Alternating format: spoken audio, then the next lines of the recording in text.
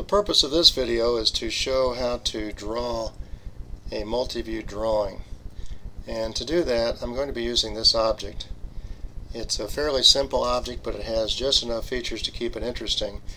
It has an angled surface, it has a hole going all the way through it, it has an oblique surface, which means that it is one that is not perpendicular to the three standard planes, and so it shows up as a surface in all three views. That would be the top view. See, it shows as a surface here. Front view, it still shows as a surface. And the right side view, and it still shows as a surface. And our three standard planes for multi-view drawings are where we draw the top view, and that's looking down at the horizontal plane. The front view, which is called the frontal plane, and the right side view, which is oftentimes referred to as the profile plane. So we're going to be looking at this object from those three directions: top view, front view, right side view, and learning how to put those into a format where people can read that drawing and get all the information they would need to manufacture this part. Now, the way we set up our drawing is like this.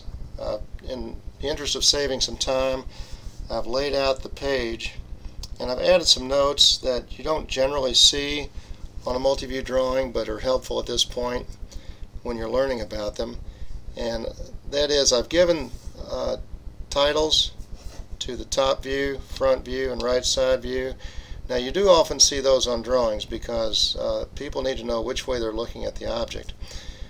What you don't see are these: the depth, the height, and the width, because it's important. I put those on here because it's very important at this point to learn where to find the depth, the height, and the width on the object. So this is the top view, and the depth is found this direction. This is the front view, the width is here, the height is here, and on the side view, the right side view, the depth is here.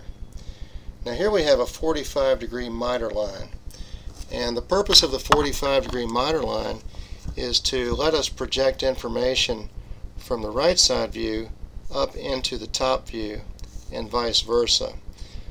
You'll see how this works in just a few minutes. It's just like when you're shooting pool and you make a bank shot.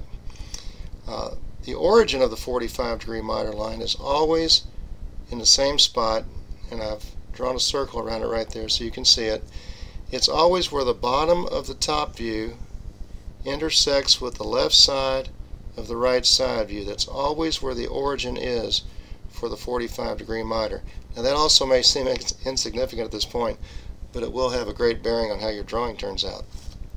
So we have the overall dimensions of the object already on this sheet, and now what I'm going to do is look at this object, and I'm going to draw the front view first. It really doesn't matter which view you start with, and in some cases, as you'll see, we're drawing all three views simultaneously. So I'm going to start out. I have an 1.5 inch dimension here, and then I have a 45-degree miter line. So I'm going to start out with those.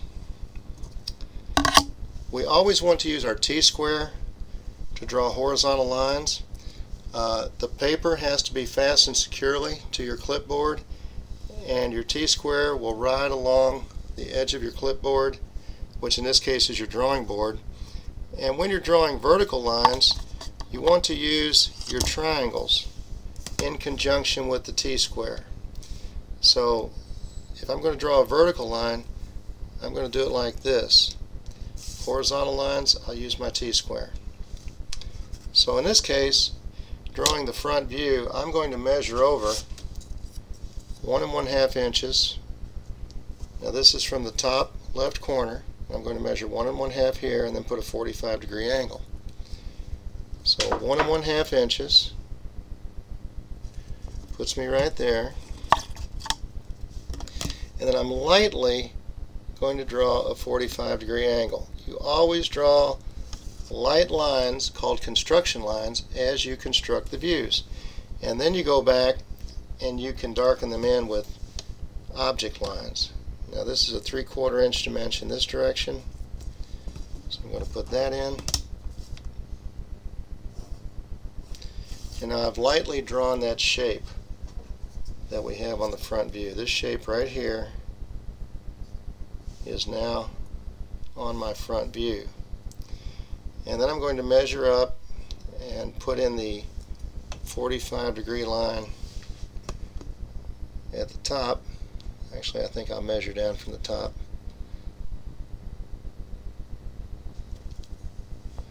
Right there. Put my 45-degree line right here.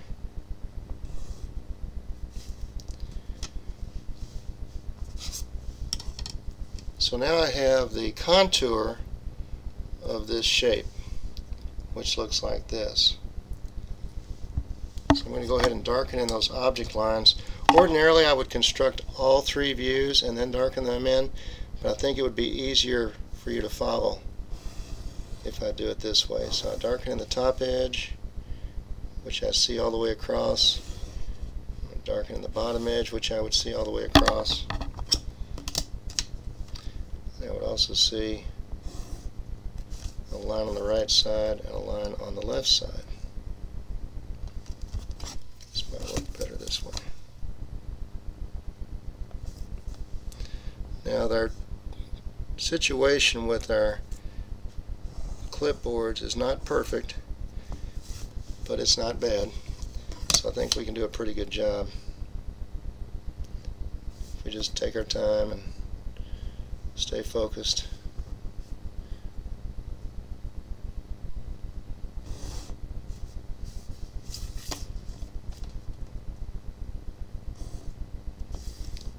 Okay, so this gives me the general shape, as I said.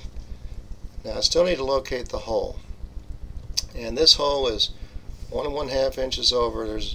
It lines up directly with this edge, and then it is 1 inch up. Whenever you're drawing a hole in a multi-view drawing, you have to do your center lines first to locate where to put the center of the hole.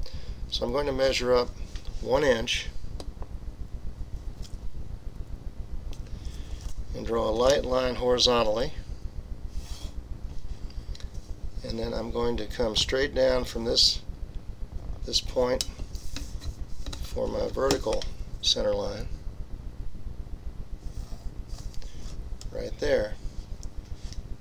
Now to draw my circle, we have a tool called a circle template, and in this case it's a 5/8 inch diameter hole, and I have a 5/8 inch diameter circle on my template.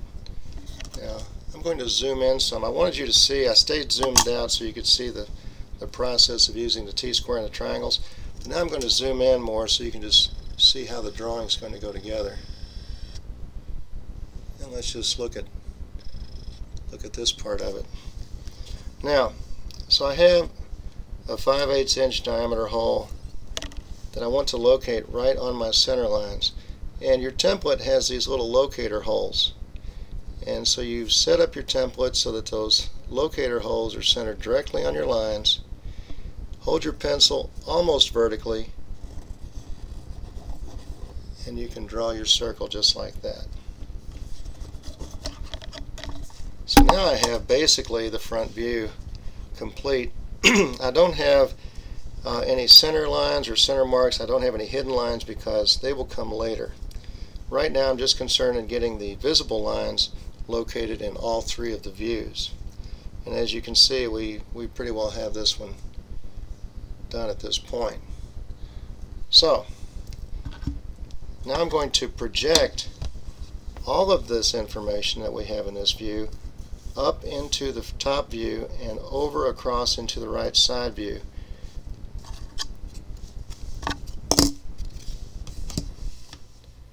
So I'm going to bring the edges of the circle up lightly.